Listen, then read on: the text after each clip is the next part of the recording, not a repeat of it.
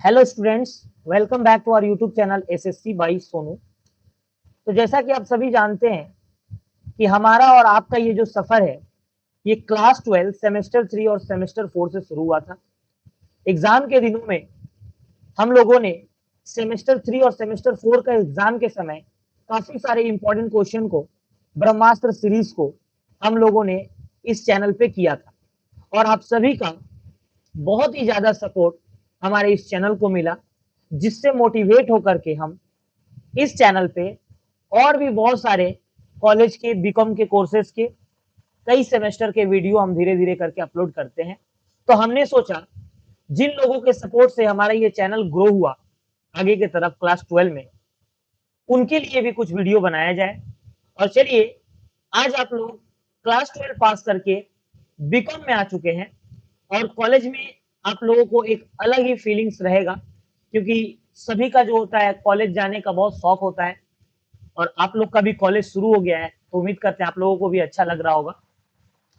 तो आप लोग का जो कॉलेज में जो फर्स्ट सेमेस्टर में जो सिलेबस है उसमें आपको फाइनेंशियल अकाउंट मिलेगा। उस फाइनेंशियल अकाउंट के सिलेबस को हम लोग करेंगे और उसका जो पहला एकदम इंट्रोडक्शन चैप्टर है उससे शुरू करेंगे, एकदम थ्योरी से शुरू करेंगे, बेसिक से। हम लोग डायरेक्ट चैप्टर पे नहीं जाएंगे। कोई भी स्टूडेंट अगर डायरेक्ट चैप्टर और डायरेक्ट सम बनाने के ऊपर जाता है तो समझ जाइए कि उसका जो नॉलेज है वो बिल्कुल खोखला होने वाला है। यानी कि बस वो सवाल कैसे भी करके बना लेगा, लेकिन उसको जो एकदम बेसिक इन डेप्थ कंसेप्ट होता है वो उसको क्लियर नहीं होगा। तो चलिए, हम आपको एकदम बेसिक थ्योरी से शुरू करेंगे फाइनेंशियल अकाउंटिंग 1 का। चाहे आप कलकत्ता यूनिवर्सिटी में पढ़ते हो, चाहे आप वेस्ट बंगाल स्टेट यूनिवर्सिटी में पढ़ते हो, आपका फाइनेंशियल अकाउंटिंग का सिलेबस सेम है, केवल 2 चैप्टर अलग है, वो बाद में बता दिया जाएगा। फिलहाल जो कॉमन चैप्टर है, आठ चैप्टर ऐसे हैं जो कॉमन है, तो 8 चैप्टर बहुत होता है। तो चलिए हम लोग शुरू करते हैं बिना देर किए हुए। तो चलिए देखिए, इंट्रोडक्शन चैप्टर को हम लोग शुरू करेंगे और ये पूरा थ्योरेटिकल पोर्शन होने वाला है। ध्यान से देखिएगा दोस्तों। सबसे पहले हम लोग जानेंगे कि अकाउंटेंसी क्या है। अकाउंटेंसी, ठीक है, अकाउंटेंसी क्या है सबसे पहला।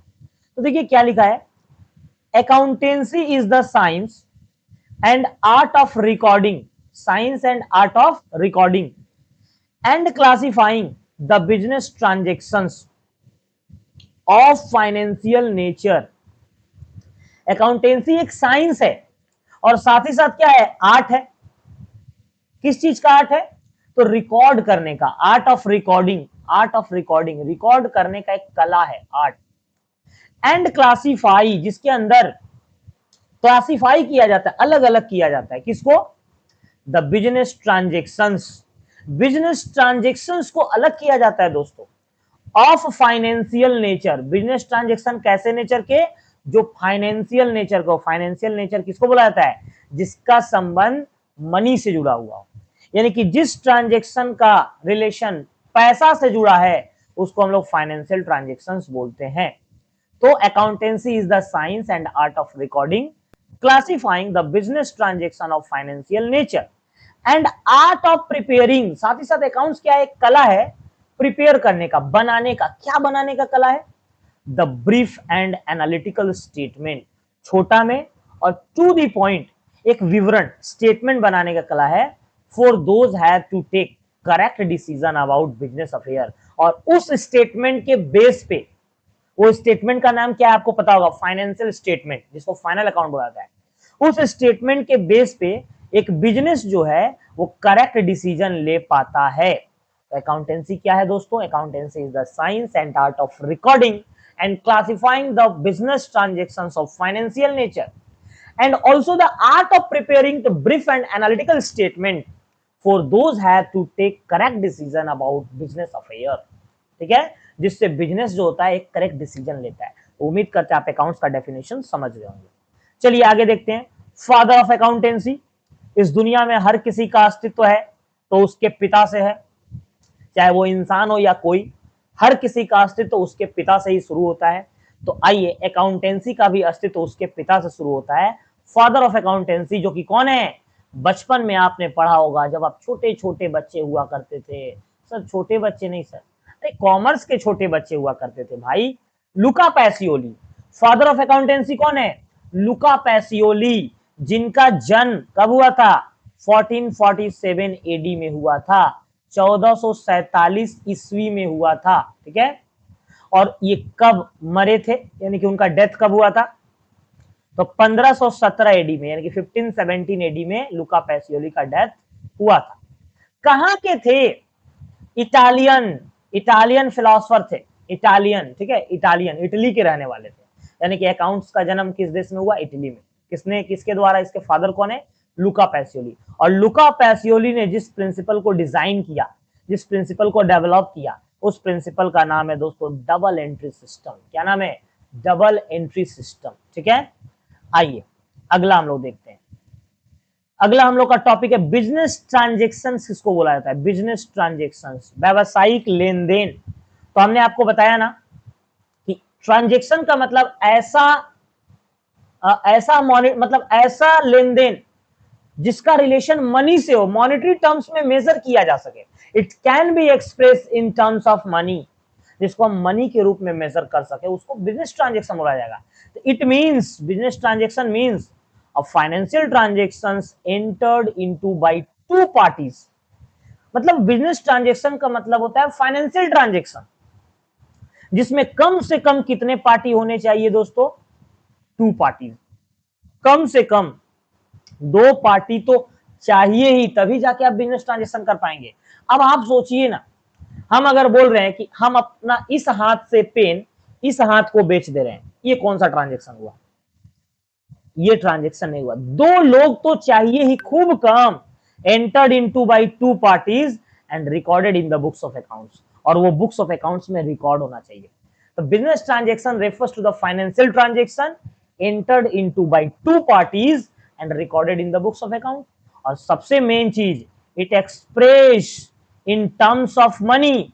इसे एक्सप्रेस किया जाता है, दिखाया जाता है। कैसे दिखाया जाता है? इन टर्म्स ऑफ मनी, यानी कि बिजनेस ट्रांजेक्शन को किस में दिखाया जाता है? मनी में। जैसे आप देखिए ना, आपके दुकान में हम आए, अच्छा आप मेरे दुकान में आए और 10 रुपया का एक लेज लेके चले गए या कुरकुरे लेके चले गए, तो हम उसको क्या बोलेंगे? इस ट्रांजेक्शन को किस में दिखाएंगे? 10 रुपया। 10 रुपया ही ना इसका मेजरमेंट है कि ये जो लेन देन हुआ इसका कितना का हुआ? 10 रुपया का। तो measurement in terms of money होगा, तो बिजनेस ट्रांजेक्शन, ठीक है। अब आइए इसका एग्जांपल देखिए। बिजनेस ट्रांजेक्शन का क्या है? परचेज ऑफ गुड्स, हमने गुड्स खरीदा, बिल्कुल ट्रांजेक्शन है। सेल ऑफ गुड्स, हमने गुड्स बेचा, बिल्कुल ट्रांजेक्शन है, मनी का बात होगा। और इसके साथ साथ क्या होगा? साइलेंट नहीं होगा, ये थोड़ा सा ना एआई से इसको जनरेट किया गया है तो ये मिस्टेक हो गया है। सैलरी पेड, सैलरी पेड, ठीक है, आप ठीक लिखिएगा, जो भी लिखिएगा आप, हम तो बोलेंगे कॉपी में उतारिएगा। सैलरी पेड, सैलरी पेड, ये भी ट्रांजेक्शन हो गया। तो देखिए दुनिया में 2 चीजें होती हैं, एक होती है इवेंट, इवेंट माने घटना, और एक होता है ट्रांजेक्शंस। याद रखिएगा, दुनिया में जो कुछ भी हो रहा है, जो कुछ भी हो रहा है, सबका सब इवेंट है, सबका सब घटना है, सबका सब एक घटना है। हम आपको पढ़ा रहे हैं, ये भी एक इवेंट है, घटना है। आप सो रहे हैं, हम पढ़ा रहे हैं और आप सो रहे हैं, हम तो देख रहे हैं, देखिए आप सो रहे हैं, तो ये भी एक घटना है, इवेंट। इसी के साथ अगर आप खा रहे हैं तो ये भी एक घटना है।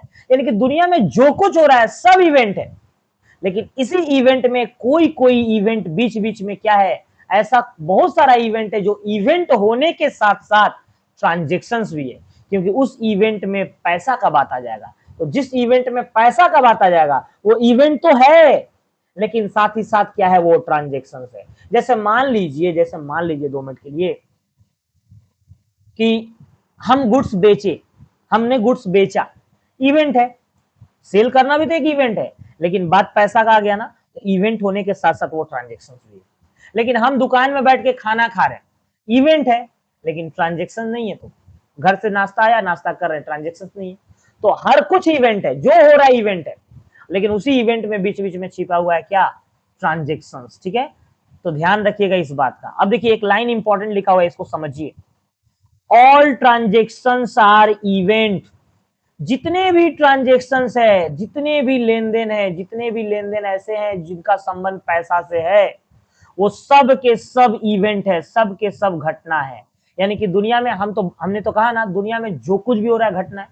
तो ऑल ट्रांजेक्शन, सब ट्रांजेक्शंस इवेंट है, but all event are not transaction, लेकिन सब इवेंट, हर घटना ट्रांजेक्शन नहीं है। अब हम खा रहे हैं, ये ट्रांजेक्शन तो नहीं है, हम सो रहे हैं, ये ट्रांजेक्शन तो नहीं है, लेकिन हम एक सामान बेच दिए तो ये इवेंट तो है, लेकिन साथ ही साथ क्या है, ट्रांजेक्शन है। तो बिल्कुल सही लाइन लिखा हुआ है, all transactions are event, all transactions are event, सब लेन देन घटना है, लेकिन सब घटना लेन देन नहीं है। बोलिए सही है कि नहीं एकदम।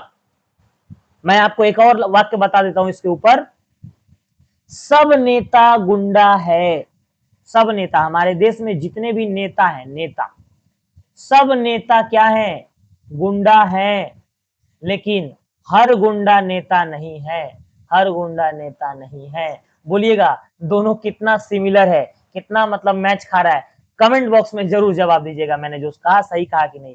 सब नेता गुंडा है, हर नेता गुंडा है, लेकिन हर गुंडा नेता नहीं है। आपके गली इलाके में कुछ गुंडा है जो नेता नहीं है, लेकिन हर नेता गुंडा है। तो बताइए, ऑल ट्रांजेक्शन आर इवेंट, हर ट्रांजेक्शन इवेंट है, लेकिन हर इवेंट ट्रांजेक्शन नहीं है दोस्तों, ठीक है। अब आइए अगला हम लोग पढ़ेंगे टाइप्स ऑफ ट्रांजेक्शन, ट्रांजेक्शन कितने टाइप के। तो ध्यान दीजिएगा, तीन तरह के, मेनली दो तरह के होते हैं, इसको आप भुला दीजिए, छोड़िए, एग्जाम में आप तीन मत लिखिएगा, दो लिखिएगा, इसको हमने अपने तरफ से लिखा है, बताएंगे। पहला होता है कैश ट्रांजेक्शन। पहला कौन सा ट्रांजेक्शन, कैश। कैश ट्रांजेक्शन का मतलब होता है नगद लेन देन, नगद, जो नगद होता है, इमीडिएटली कैश पेमेंट किया जाता है, इमीडिएटली कैश पेमेंट, यानी कि ऐसा ट्रांजेक्शन जिसमें इमीडिएट पेमेंट होता है उसको कैश ट्रांजेक्शन बोलते हैं। Goods purchase for cash, goods हमने खरीदा और कैश दिया, तो कैश ट्रांजेक्शन है कि नहीं, बिल्कुल।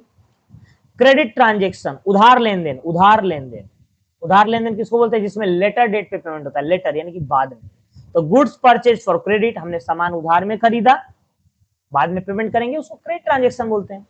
एक होता है अदर ट्रांजेक्शन, अदर, देखिए नगद में क्या होता है, तुरंत पैसा मिलता है, उधार में बाद में पैसा मिलता है, लेकिन अदर ट्रांजेक्शन में कभी पैसा नहीं मिलता है। देखिए, goods withdrawn bye businessman for personal use, it is also called drawing.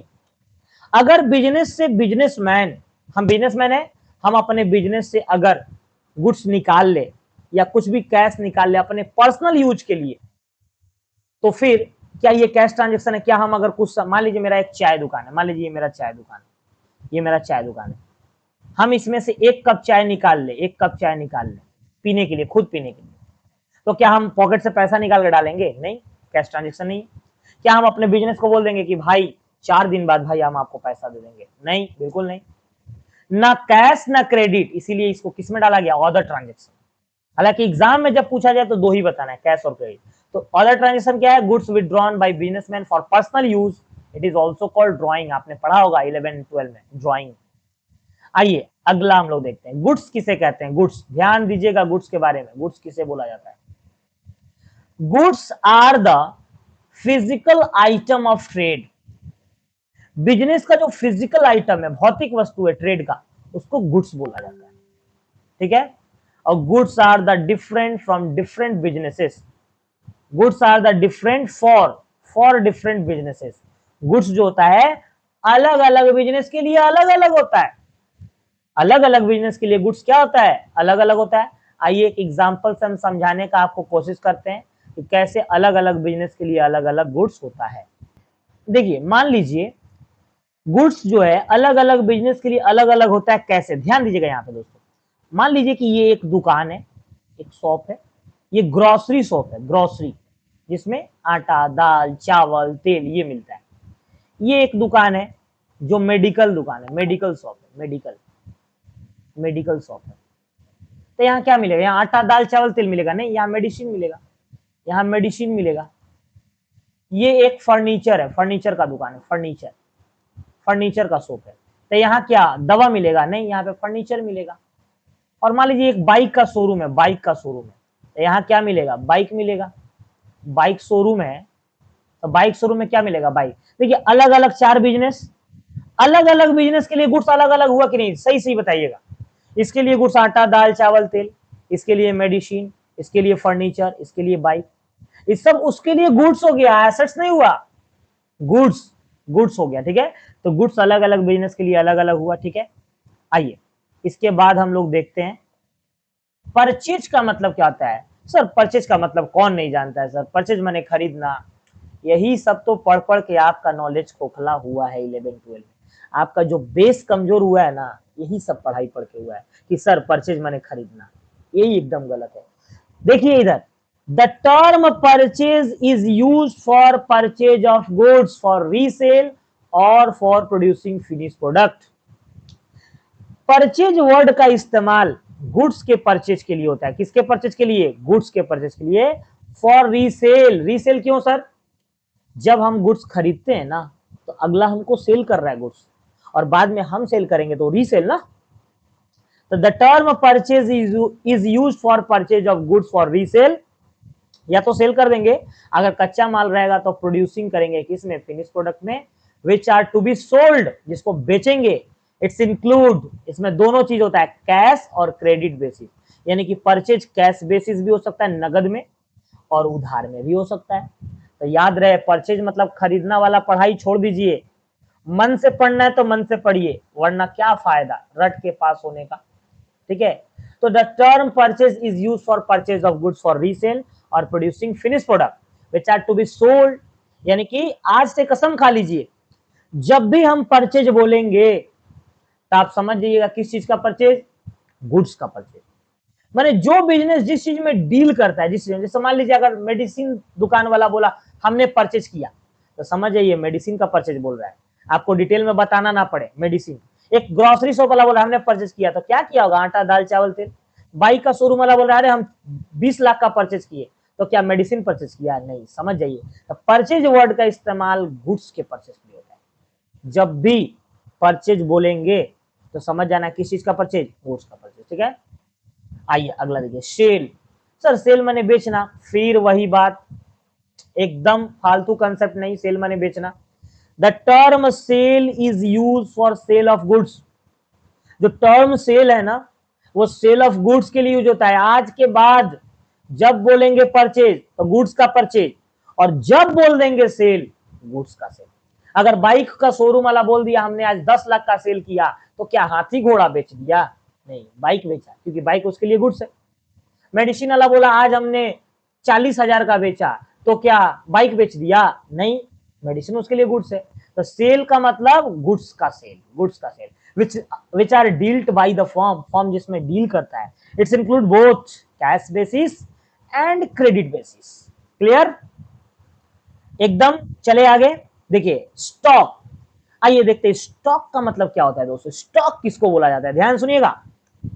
Stock is a tangible asset. Sir tangible assets क्या होता है? हमको तो पता ही नहीं है। पता कहां से रहेगा? लापरवाही। Stock is a tangible assets. Stock एक टेंजिबल एसेट है। टेंजिबल एसेट्स किसको बोलते हैं? दे कैन बी सीन और टच्ड, जिसको हम देख सकते हैं, जिसको हम छू सकते हैं। तो स्टॉक अगर दुकान में रखा हुआ है, बिजनेस में रखा हुआ है, तो आप देख छू नहीं सकते हैं? बिल्कुल देख छू सकते हैं। Stock is a tangible assets held by enterprise. जो किसने रखा है? एंटरप्राइज, बिजनेस रखा है। फॉर द परचेज और प्रोडक्शन, फॉर द परचेज नहीं, पर्पज होगा, पर्पज। ठीक है दोस्तों, for the purpose of production. किस उद्देश्य से स्टॉक को रखा गया है? बनाने के लिए। और सेल ऑफ गुड्स, और सेल करने के लिए, या तो बनाने के लिए या तो सेल करने के लिए। कोई भी बिजनेस गुड्स को अगर रखा है तो उसको स्टॉक बोला जाता है, स्टॉक। और स्टॉक का ही दूसरा नाम क्या है दोस्तों? इन्वेंट्री। ध्यान दीजिएगा, एक इन्वेंट्री वैल्यूएशन चैप्टर पढ़ाएंगे कुछ ही दिनों बाद। इन्वेंट्री, स्टॉक का दूसरा नाम क्या है? Inventory. Generally we calculate stock at the beginning of the year. Generally हम लोग स्टॉक का कैलकुलेशन कब करते हैं? बिगिनिंग ऑफ द ईयर, साल के शुरू में, and at the end of the year, और साल के लास्ट में। आइए देखते हैं ओपनिंग स्टॉक। भाई ओपनिंग स्टॉक किसको बोलते हैं? Stock held at the beginning of the year. Beginning होगा दोस्तों, ब्रिंगिंग थोड़ा हो गया है, थोड़ा सा बुझे नीते हो बे, बुझे नीते हो बे। Beginning, beginning, beginning of the year, stock held at the beginning of the year, that is called opening stock, and stock held at the end of the year, that is called closing stock. Clear? सब clear? अब आइए expenditure. खैर expenditure को छोड़िए, आइए stock का एक और चीज हम दिखाते हैं आपको। ध्यान सुनिएगा, ये आपको कोई नहीं बताएगा, ध्यान सुनिएगा। स्टॉक, स्टॉक में be classified, stock may be classified into three category. Stock को हम चाहें तो और 3 कैटेगरी में बांट सकते हैं। ध्यान दीजिएगा, कितना कैटेगरी? स्टॉक, ध्यान सुनिएगा, बहुत इन डेप्थ बता रहे हैं आपको, बहुत ही इन डेप्थ। पहला raw material, stock raw material form में हो सकता है, कच्चा माल। दूसरा WIP, सर ये WIP क्या है सर? WIP क्या है छोड़िए ना, बताएंगे ना। फिनिश गुड्स, तीसरा होता है फिनिश गुड्स। एक होता है कच्चा माल, एक होता है पक्का माल। एक होता है कच्चा माल, एक होता है पक्का माल। कच्चा माल मतलब जिसको हम as a raw material production process में यूज करते हैं और उसको फिनिश गुड्स में कन्वर्ट करते हैं। तो ये देखिए रॉ मटेरियल, जैसे मान के चलिए टाटा मोटर्स, नाम तो सुना ही होगा, नाम तो आप सुने होंगे, टाटा मोटर्स। मान के चलिए अगर टाटा मोटर्स ट्रक बनाता है तो उसके लिए उसको आयरन लगता होगा, आयरन ओर यानी कि लौह इस्पात। उसके लिए उसको लाइट लगता होगा गाड़ी में लगाने के लिए। टाटा मोटर्स क्या बनाता है? ट्रक बनाता है, कार बनाता है, यही सब ना बनाता है। पेंट लगता होगा गाड़ी को रंगने के लिए, स्टील लगता होगा, टायर लगता होगा। तो बताइए ये सब क्या, ये सब स्टॉक नहीं है? ये सब किसी कंपनी का गोडाउन में नहीं रखा है टाटा मोटर्स गोडाउन में, ये भी तो स्टॉक है, लेकिन इसको क्या बोला जाएगा? Raw material. क्या बोला जाएगा? Raw material. इस सब का इस्तेमाल करके यहाँ देखिए एक तो कार बना दिया टाटा मोटर्स ने। आप लोग बिल्कुल प्लीज हंसीएगा मत दोस्तों, हमको उतना ड्राइंग बनाने नहीं आता है, जैसे आ रहा है हम बना दे रहे हैं। हंसना नहीं है, एकदम हंसना बिल्कुल मना है, हंसना बिल्कुल मना है। देखिए हंस रहा है, देखिए एक जन देख रहे हैं हंस रहा है। हंसना नहीं है, हमको नहीं आता है तो क्या हुआ, आप बना लीजिएगा। ये लीजिए, ये कार बन गया, इस कच्चा माल का इस्तेमाल करके कार बन गया। अब जब ये कार बन गया था तो फिनिश गुड्स है, क्या ये कार स्टॉक नहीं है? बिल्कुल सर स्टॉक है, ये शोरूम में रखा हुआ है। और ये देखिए WIP, जानते हैं WIP? ये देखिए, सॉरी ये कौन सा कार बन रहा है, ये देखिए, ये देखिए कार, देखिएगा कार। फिर एक जन हंस रहा है, हंसना नहीं एकदम। ये देखिए ये कार, इसमें तो चक्का ही नहीं लगा है, वर्क इन प्रोग्रेस। WIP का मतलब क्या होता है? वर्क इन प्रोग्रेस, यानी कि ये अभी इसका जो है काम प्रोग्रेस है। तो work in progress refers to the stock which is partly finish goods, जो पार्टली ना पूरा तरह से फिनिश गुड्स नहीं है। आप इसको कच्चा माल भी तो नहीं ना बोल सकते, आप इसको फिनिश गुड्स भी नहीं बोल सकते, WIP बोला जाएगा, WIP। तो देखिए स्टॉक को 3 भागों में और बांटा जा सकता है कि नहीं? क्या हमने गलत बोला? नहीं, ये सब प्रोफेशनल कोर्सेस में बताया जाता है, ठीक है? तो ध्यान रखिएगा, आगे जरूरत पड़ेगा आपको, ठीक है? चलिए अब आ जाइए, हम लोग अपना जगह पे आ जाते हैं। अब देखिए दोस्तों, एक्सपेंडिचर किसको बोला जाता है? ध्यान से सुनिएगा एक्सपेंडिचर के बारे में, और आगे हम लोग देखेंगे एक्सपेंडिचर। ये देखिए अभी कहां तक हो गया, हाँ ये देखिए एक्सपेंडिचर। अच्छा एक काम करते हैं, एक्सपेंडिचर को हम लोग अगले वीडियो में कर लेंगे दोस्तों। छोटा छोटा वीडियो रहेगा ना, तो आपको देखने में भी सुविधा होगा। बड़ा वीडियो देखने में स्टूडेंट क्या होता है, परेशान होता है। तो इतना तक रहने देते हैं, अगले वीडियो जो लेक्चर 2 आएगा उसमें हम लोग एक्सपेंडिचर और एसेट्स के बारे में पढ़ेंगे। ऐसे करके 3-4 वीडियो में हम लोग थ्योरी बेस खत्म कर देंगे और हम आपको बताएंगे कि क्या एग्जाम में आएगा। याद रखिए जो आपको बोलेंगे वही एग्जाम में आएगा, ठीक है? फालतू का बात करने से कोई फायदा है नहीं। जो आपको पढ़ा रहे हैं आप पढ़ते जाइए, कॉपी पे नोट कीजिए, और आप वीडियो को लाइक कीजिए, अपने दोस्तों में कॉलेज ग्रुप में शेयर कीजिए, और कमेंट जरूर कीजिए अगर वीडियो आपके लिए हेल्पफुल रहा तो। तब जाकर के हमें मोटिवेशन मिलेगा, तो हम आपको लिए जल्दी से जल्दी वीडियो लेकर के आएंगे। और अगर कोई और सब्जेक्ट का भी चाहिए तो आप जरूर कमेंट करके बताइए। मिलेंगे तब अगले वीडियो में, तब तक के लिए टाटा बाय बाय।